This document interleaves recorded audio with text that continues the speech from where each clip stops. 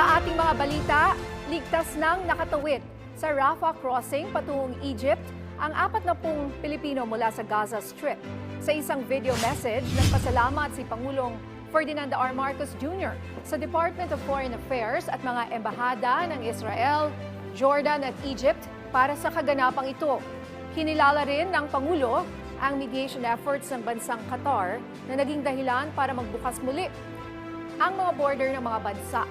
Kaugnay nito, nakatakdaan niyang umuwi ng Pilipinas ang mga nakatawid na Pilipino sa mga susunod na araw. Patuloy pa rin ang pagtitiyak ng pamahalaan sa pagtutok sa sitwasyon ng ating mga kababayan kaugnay ng Israel-Hamas conflict. Umaasa ako na yung natitirang kababayan na nagnanais ding makauwi, makakatawid na ng maayos kasama ang kanilang mga asawa at mahal sa buhay.